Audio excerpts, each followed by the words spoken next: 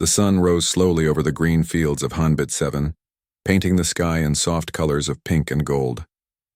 Kim Tae-ho stood on his front porch drinking his morning coffee and watching the peaceful world wake up around him. The air smelled fresh and clean, carrying the scent of growing crops and morning dew. Tae-ho was 45 years old and had been the colony administrator for 10 years. He was a tall man with kind eyes and graying hair. His wife had died 3 years ago, but he found comfort in taking care of the 50,000 people who called this world home. Every morning he stood on the same porch and felt grateful for the quiet life they had built here. The colony of new souls stretched out before him in neat rows of houses and farms. Children were already running to school, their laughter echoing across the streets. Farmers were heading to their fields, ready for another day of honest work. Old people sat on their porches, talking quietly and watching the world go by. This was not like the busy cities on Earth that Tae-ho remembered from his youth. Here, everyone knew everyone. Neighbors helped each other. Families ate dinner together every night. It was the kind of life that many humans had dreamed of when they first left Earth to find new worlds among the stars. Park So-min walked up the path to Tae-ho's house. She was 38 years old and in charge of keeping the colony safe. She was shorter than Tae-ho but moved like a soldier. Her black hair was tied back in a simple ponytail, and her eyes were always watching for danger. "Good morning, Tae-ho," she said, climbing the steps to join him on the porch. "Morning, So-min. Everything quiet last night?" "Very quiet." The most exciting thing was Mrs. Chen's cat getting stuck in a tree. So-min smiled as she said this. Young Daewon climbed up and got him down. "The cat was not grateful," Tae-ho laughed. This was the kind of problem he liked to hear about. No crime, no violence, no real danger. Just normal life happening the way it should. "Any word from Earth?" So-min asked. "The usual reports.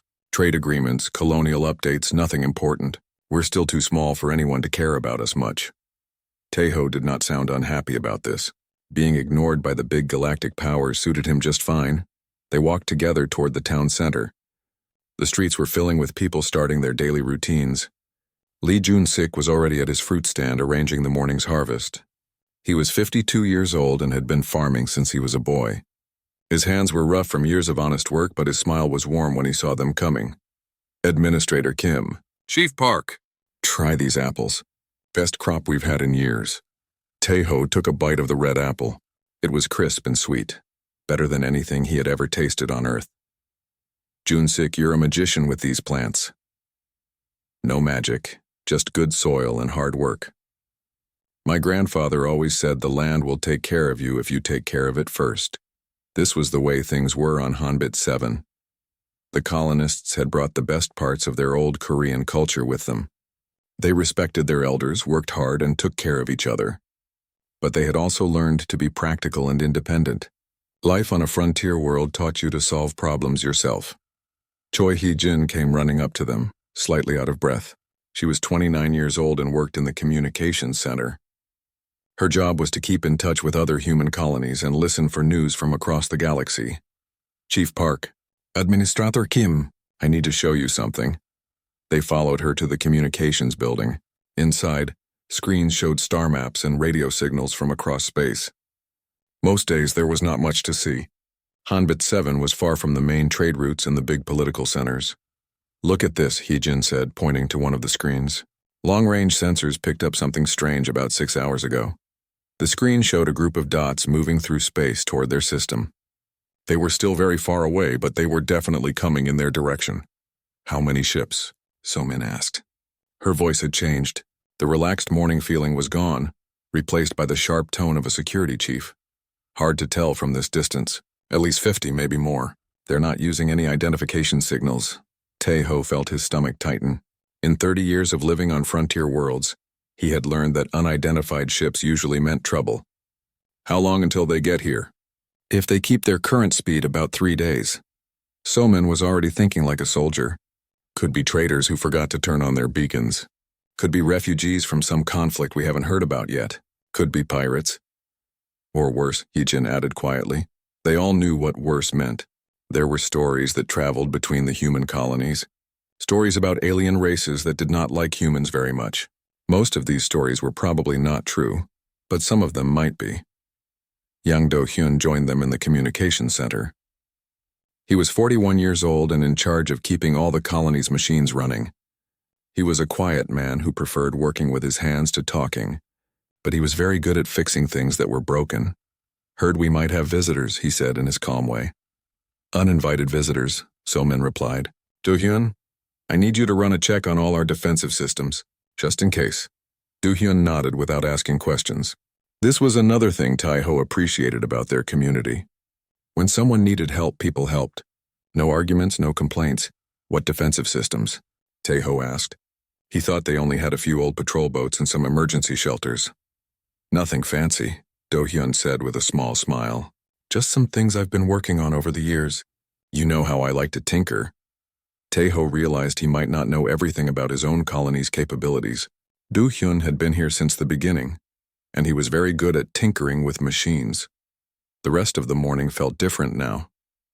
People still went about their daily work, but there was a tension in the air.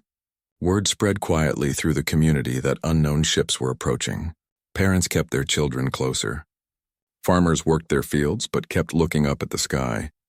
By evening, So-min had quietly activated the colony's emergency communication system. If these visitors were friendly, there would be no problem. If they were not friendly, every human colony within range would know what happened here. Tai-ho stood on his porch again as the sun set. The peaceful world looked the same as it had that morning, but everything felt different. For 3 generations, they had lived in peace on this quiet world. They had hoped they could keep living this way forever. But as he watched the stars come out in the darkening sky, Tai-ho wondered if their peaceful time was about to end. The alien fleet dropped out of hyperspace at the edge of Hanbit 7's solar system, with a flash of twisted light that made the colony's sensors scream warnings. 200 ships appeared at once, ranging from small fighters to massive battleships that dwarfed anything humans had ever built. On the bridge of the flagship, Dominion's Fist, Admiral Vextar studied the readings of the human colony with cold satisfaction. The alien commander was 8 feet tall with gray skin like stone and 4 arms that ended in sharp claws. His species, the Kethmori, had conquered 12 systems in the past 50 years. "Pathetic," Vextar said to his second-in-command, Captain Mordak. 50,000 humans hiding on a farm world. No real defenses, no military fleet. This will be over quickly. Mordak was smaller than his admiral, but just as dangerous. He had seen humans fight before many years ago, and something about them had always bothered him.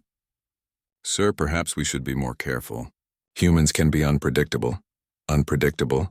Vextar laughed, a sound like grinding metal. "Look at these readings, Captain. They grow food and raise children. They have not built weapons or armies. They are weak creatures playing at civilization." On Hanbit 7, alarms were ringing in the communications center. Ajin stared at her screens in shock as the massive fleet appeared on her sensors. 200 ships was more than the entire human colonial defense force combined. "Get Administrator Kim and Chief Park here now," she told her assistant. Her hands shook as she tried to count all the enemy ships on her screen. Tai-ho arrived first, still wearing his work clothes from inspecting the grain silos. When he saw the display, his face went pale. "Are you sure about these numbers?" "I've checked 3 times. 200 ships, maybe more. The biggest ones are larger than our entire spaceport." So-min ran into the room, followed by Do-hyun. She had been drilling with the colony's small security force when the alert came in. "Status report. Large alien fleet in the outer system. No identification signals. They're not responding to our hails," Hyejin said. "Weapons?" Do-hyun asked quietly. "Every ship is armed. This isn't a trading expedition." The main communication screen flickered to life without warning. The image that appeared made everyone in the room step backward. Admiral Vextar's face filled the screen, his yellow eyes glowing with cruel intelligence. "Humans of this world," the alien said in perfect but heavily accented English. "I am Admiral Vextar of the hegemony of outer worlds. You will surrender your colony immediately and prepare for relocation." Tai-ho stepped forward, trying to keep his voice steady. "This is Administrator Kim Tai-ho of New Seoul Colony. We are peaceful settlers under the protection of the Human Colonial Alliance. What is the meaning of this invasion?" Vextar's forearms spread wide in what might have been amusement. "Protection? Where is this protection, little human? I see no fleet coming to save you. The hegemony requires this system for strategic purposes. Your species has had its time playing at civilization among the stars. We have done nothing to threaten you or your people," Tai-ho replied. We ask only to be left in peace. Peace? Vextar's laugh made the speakers crackle. There is no peace for the weak. You have 72 hours to evacuate this world. Take only what you can carry. Transport ships will arrive to relocate your population to designated reservation zones. So-Min stepped up beside Taeho. And if we refuse? The alien admiral's expression turned cold. Then you will learn why the hegemony has conquered 43 worlds in the past century. Your choice, humans. Surrender and live as slaves, or resist and die as fools. The screen went black. For a long moment, nobody spoke. Then Heejin whispered, "Reservation zones. They're talking about putting us in camps." Do-hyun was already moving toward the door. "I need to check some things. So-Min, meet me at Maintenance Base 7 in 1 hour." "What things?" Taeho asked. "Things I've been working on, just in case." Do-hyun's calm voice carried a hint of something harder underneath. After he left, So-Min turned to Heejin. "Can you get a message to Earth? They're jamming most frequencies, but I might be able to punch through with a tight beam transmission. It would have to be short. Do it. Tell Earth Command what's happening here. Use emergency code Broken Arrow." Taeho had never heard that code before. Broken Arrow? "It means the colony is under direct military threat and requesting immediate assistance," So-Min explained. "It's the code that says we might not survive long enough for help to arrive normally." While Heejin worked on the transmission, So-Min activated the colony's emergency alert system. Every house, every farm, every workplace received the same message. "This is Chief Park. Unknown hostile forces have demanded our surrender. All families should prepare emergency supplies and report to designated shelters." This is not a drill. The response was immediate and heartening. Instead of panic, the colonists responded with calm determination. Parents gathered their children. Neighbors checked on elderly residents. Farmers secured their equipment and animals. These people had built a life on a frontier world, and they were not strangers to danger.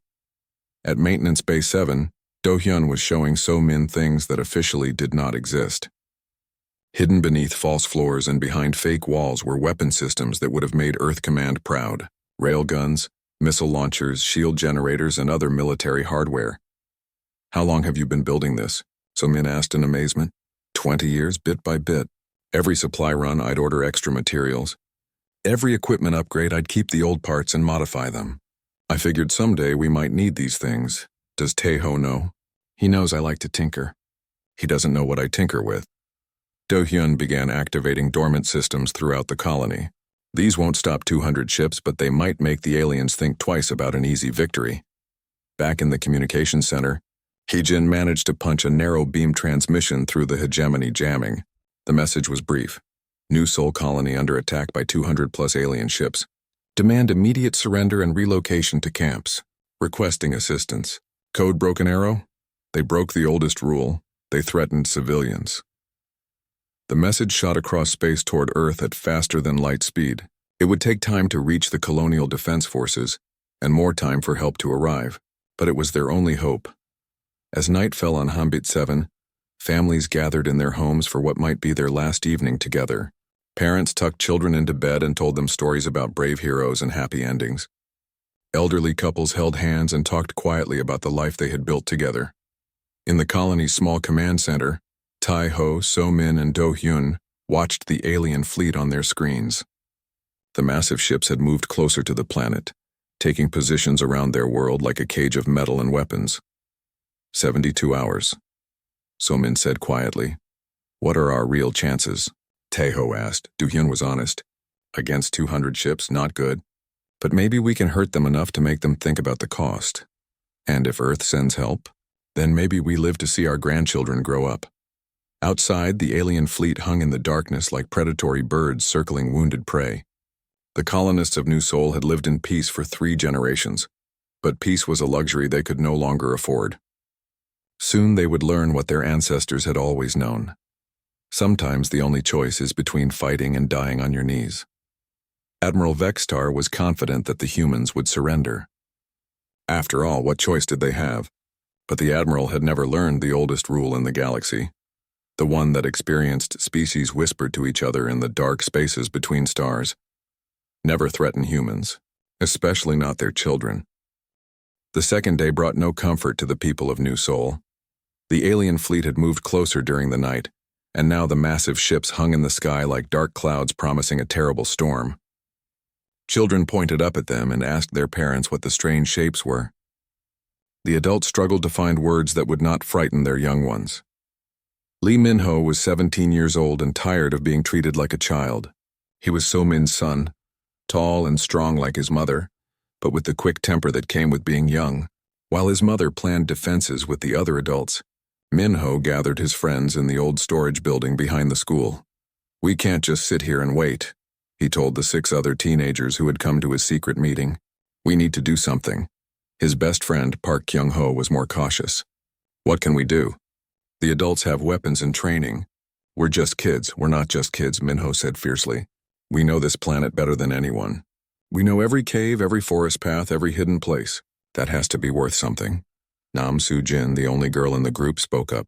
"My father says the aliens want to capture us alive. That means they need to land soldiers, not just bomb us from space." "Exactly."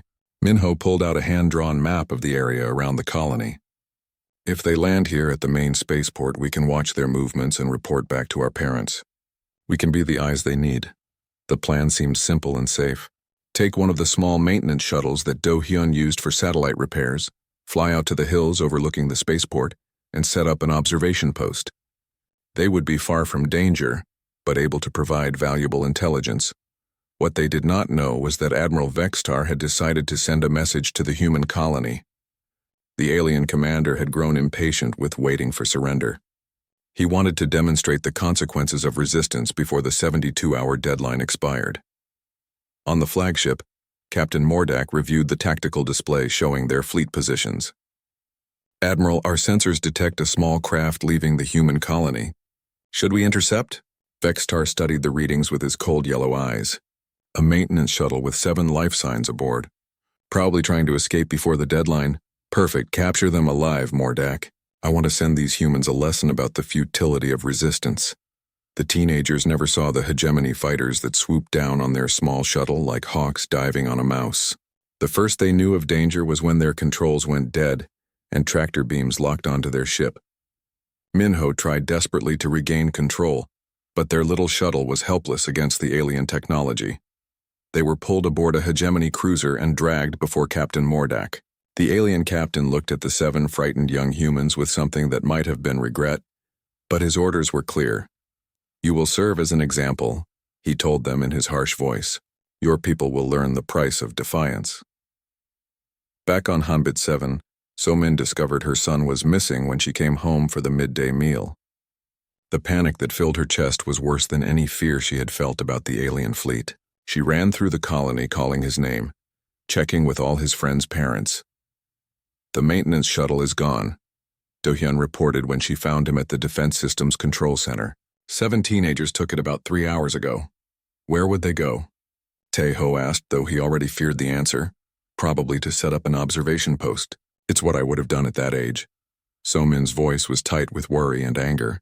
"Min-ho always thinks he knows better than everyone else." They tried to contact the shuttle, but there was no response. The hegemony jamming was too strong. Or worse, there was no one left to answer. An hour later, every screen in the colony suddenly activated. The jamming signals vanished as Admiral Vextar himself appeared on every display. His 4-armed form filled the screens and his voice echoed from every speaker in New Seoul. "Humans of this pathetic colony," the alien admiral began.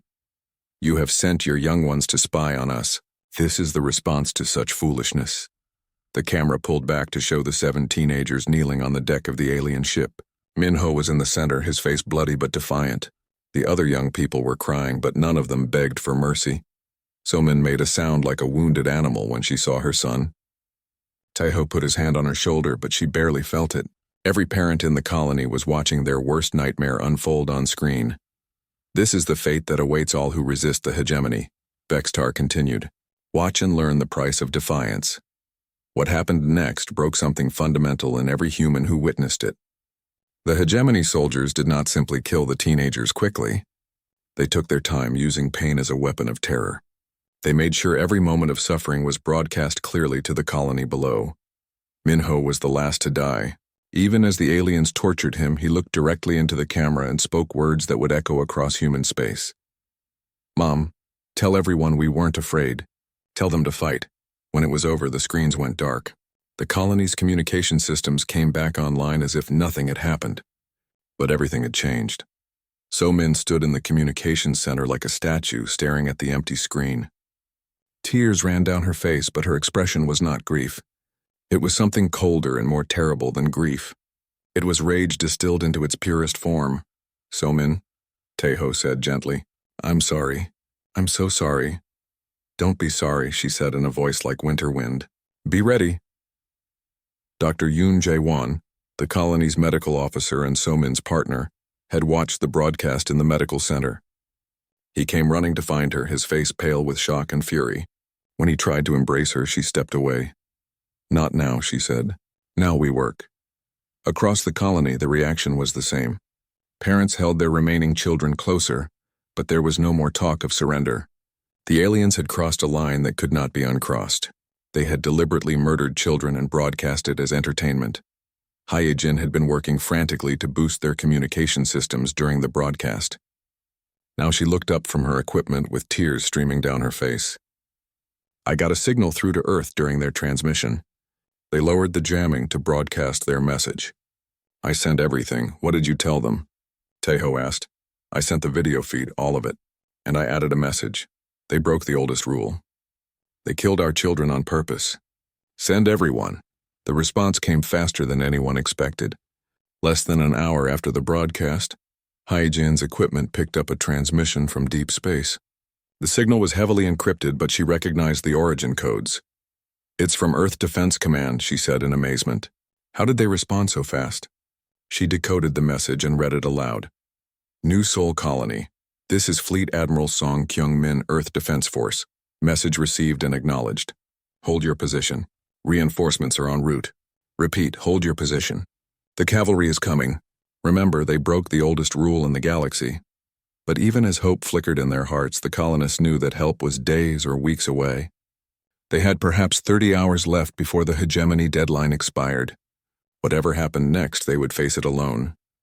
Do Hyun was already activating every defense system he had secretly built over the past 20 years. Hidden weapons came online throughout the colony. Shield generators powered up in basements and maintenance tunnels. Missile batteries emerged from concealed positions in the hills. It won't be enough to stop them, he told Taeho honestly, but maybe we can hurt them badly enough to make them remember us. As night fell on the second day, the people of New Seoul prepared for war.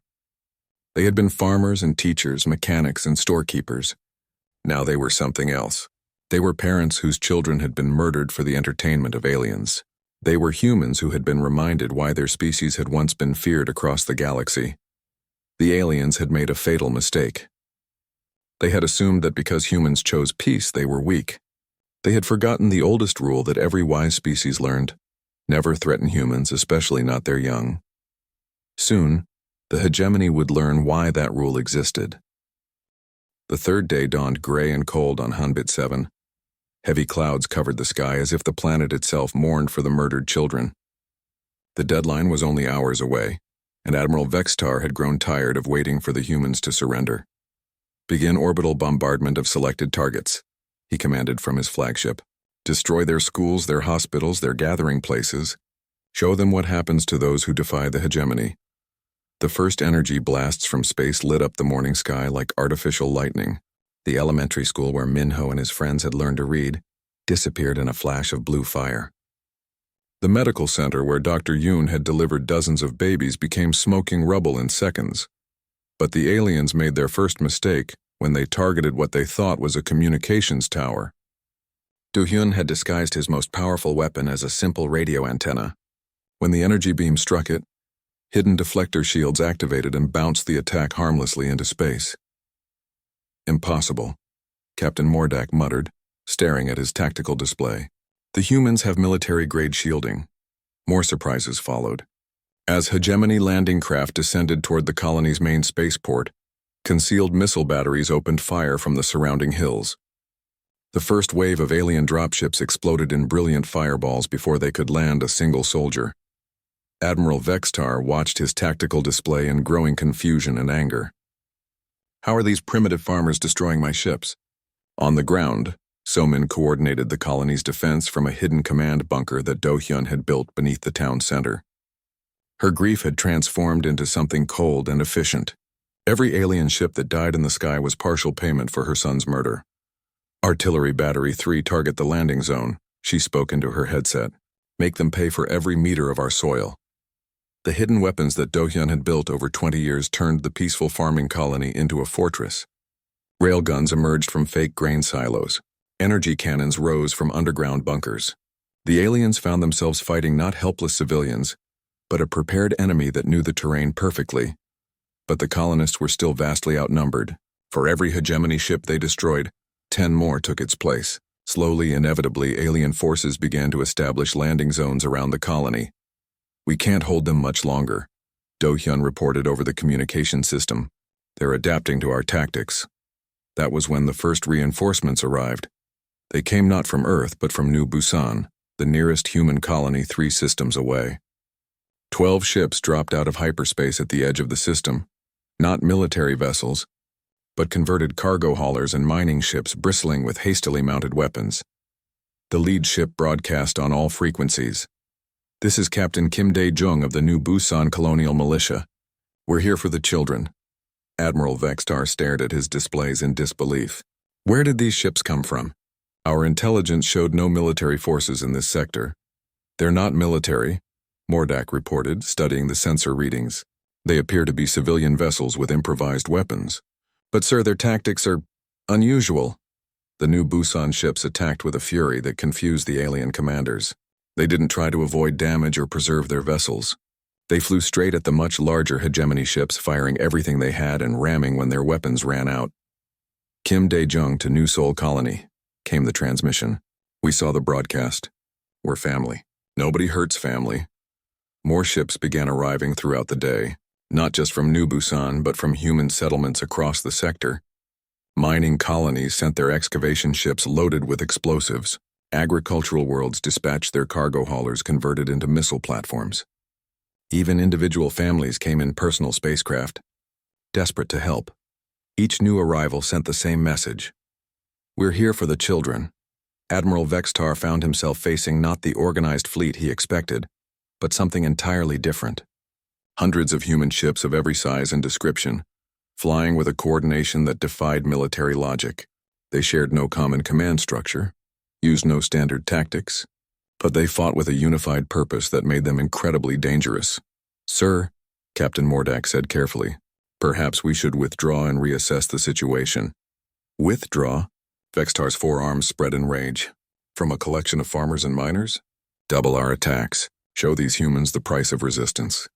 But as the battle continued, even the Admiral began to understand that something was terribly wrong. The humans weren't fighting like any species the hegemony had conquered before. They didn't retreat when outmatched. They didn't surrender when surrounded.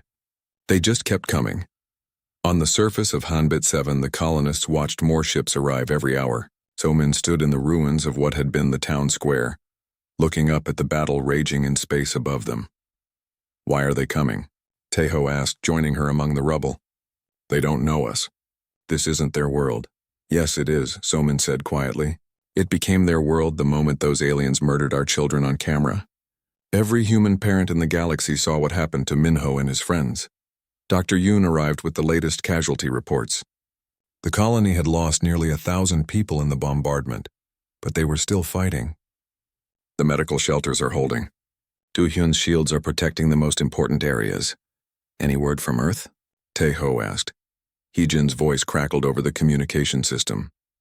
Long-range sensors are detecting massive hyperspace distortions coming from the direction of Earth. Something big is coming. Multiple somethings. The battle in space was reaching a new level of intensity. The improvised human fleet had grown to over 1,000 ships, but they were taking heavy casualties against the superior hegemony technology. Burning wrecks of converted cargo haulers and mining ships fell like metal rain around the planet, but for every human ship destroyed, the aliens paid a price. The humans fought with a desperation and fury that overwhelmed tactical calculations. They used ramming attacks, suicide runs, and impossible maneuvers that no sane military commander would attempt. They're insane, Admiral Vextar muttered, watching another human cargo ship ram one of his cruisers. They're destroying themselves just to hurt us.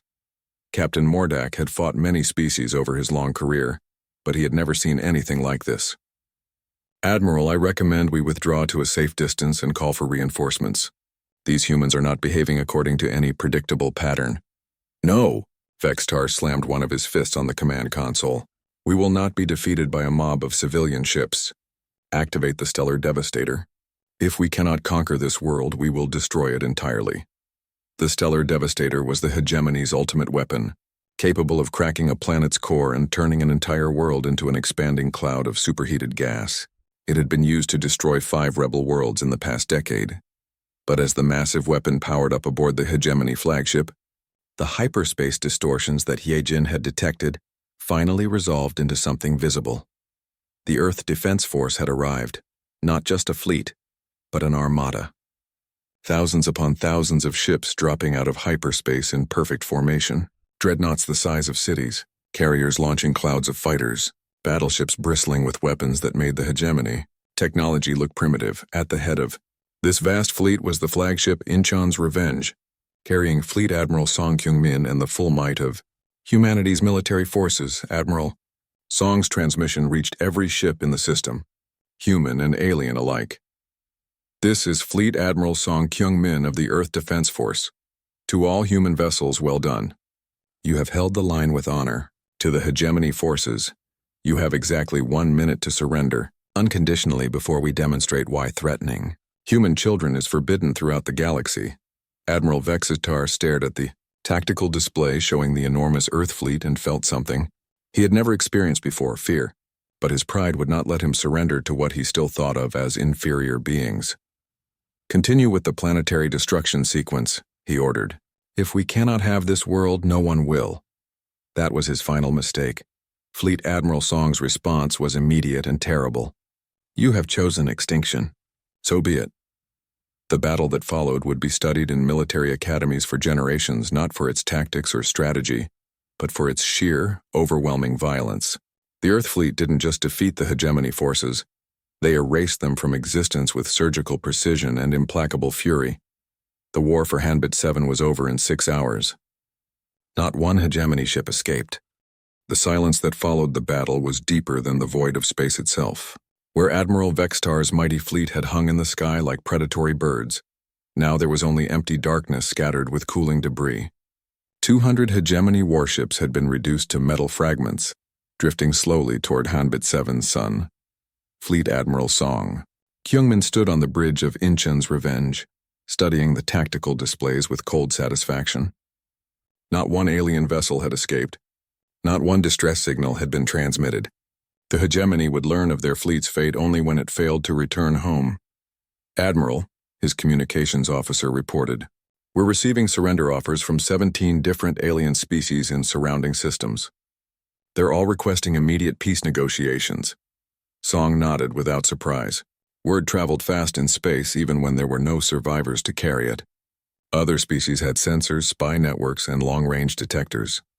They had seen the Earth fleet arrive and watched the complete annihilation of a force that had terrorized this sector for decades. Inform them that Earth will accept nothing less than total cessation of hostile activities against all human colonies, Song replied. They will also provide full compensation for damages and submit to inspection of their military capabilities. Any refusal will result in the same fate as the hegemony. On the surface of Hanbit 7, the people of New Seoul emerged from their shelters to see the sky filled with human ships. The great Earth battleships hung above them like protective angels, their weapons silent now but ready to defend against any threat. So-min stood in the ruins of the town square, looking up at the fleet that had come to avenge her son. The anger that had driven her through the battle was still there, but it was mixed now with something else, a terrible satisfaction that justice had been served. Taeho found her among the rubble of what had been their peaceful community. It's over, he said gently. No, So-min replied. This part is over. But they didn't just attack us. Hyejin intercepted their communications before the battle. New Seoul was supposed to be the first of many human colonies they planned to destroy. Dr. Yoon joined them, his medical bag slung over his shoulder as he moved between the wounded colonists. The Earth fleet is requesting permission to land medical teams and engineering units. They want to help us rebuild. Tell them yes, Tejo said. But first I want to talk to Admiral Song. The meeting took place in the colony's emergency command center, which was one of the few buildings still intact after the hegemony bombardment.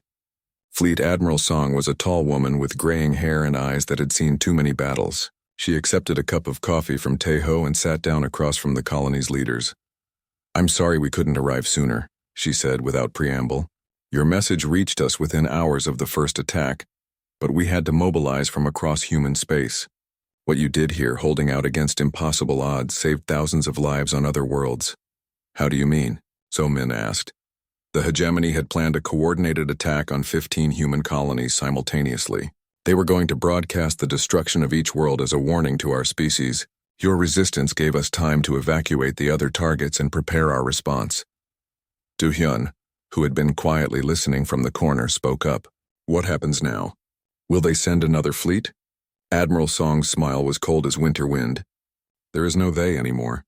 The hegemony of outer worlds ceased to exist as of 6 hours ago." The room fell silent. Tejo was the first to find his voice. "What do you mean?" "I mean, we didn't stop with defending this world.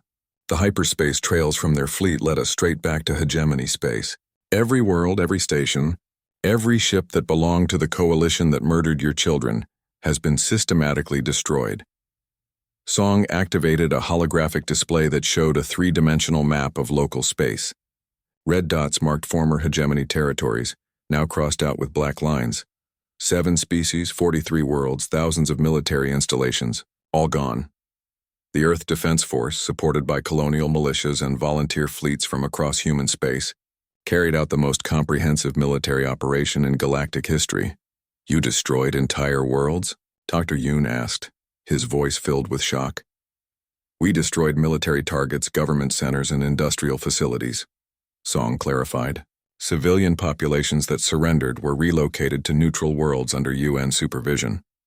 But every ship, every weapon, every structure that supported the hegemony's war machine has been reduced to scrap metal."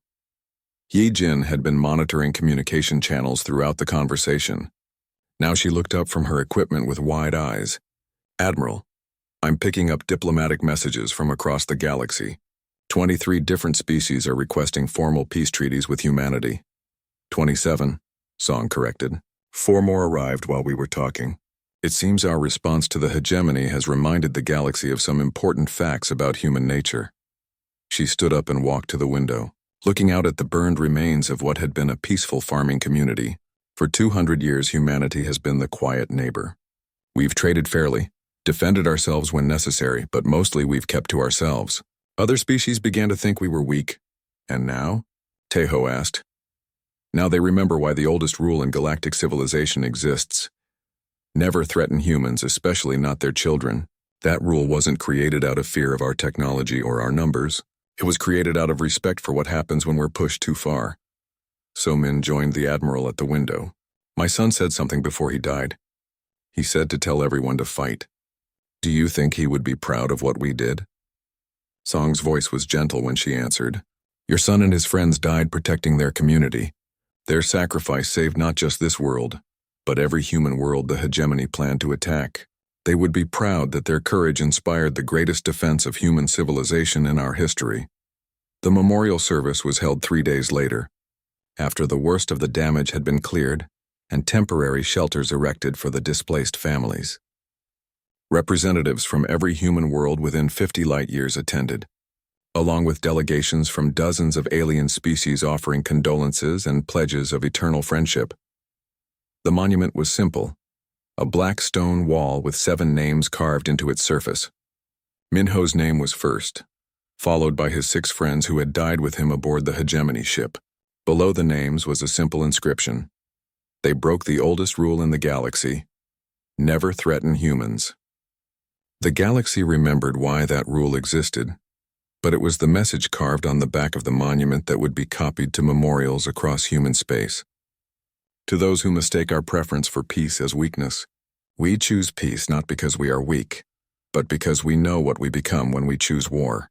Remember this, and choose wisely. Admiral Song stood before the memorial with the colony's survivors and spoke the words that would define humanity's place in the galaxy for generations to come. Today we remember 7 young people who died defending their home. We also remember that humanity's greatest strength has never been our technology or our numbers. It has been our willingness to stand together when one of us is threatened. Today, every species in the galaxy knows that attacking any human world means attacking all human worlds. This is the lesson written in the wreckage of the hegemony fleet. Harm one of us, and you face all of us. As the ceremony ended and the various delegations prepared to return to their worlds, Tejo found himself standing alone before the memorial. The new colony taking shape around him would be stronger than the old one, protected by weapons that Do-hyun was already designing, and by the knowledge that Earth's fleet was always ready to respond to threats. But it would also be different. The innocence that had allowed 50,000 people to live in peaceful isolation was gone forever. The children born on this world would grow up knowing that sometimes peace could only be maintained through strength, and that the price of freedom was eternal vigilance. Hee-jin approached with a communication pad in her hand. "Administrator, we're receiving a message from the Galactic Council. They're requesting a meeting to discuss formal recognition of humanity as a major galactic power." Tejo looked up at the stars, where human ships patrolled the space around their world. "Tell them we'll consider it.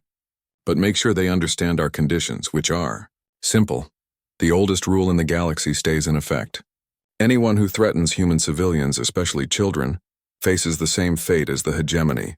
No exceptions, no negotiations, no mercy." As word of these conditions spread across the galaxy, species that had considered humans to be peaceful farmers began updating their military protocols. New entries appeared in their databases. Species, human. Threat assessment, extinction level event. Recommended action, maintain peaceful relations at all costs. The quiet farmers of Hanbit 7 returned to their fields. Their children played in rebuilt schools and life continued much as it had before. But now every alien ship that passed through their system did so with running lights clearly visible and transponders broadcasting peaceful intentions. They had learned the oldest rule in the galaxy. Some rules exist for very good reasons,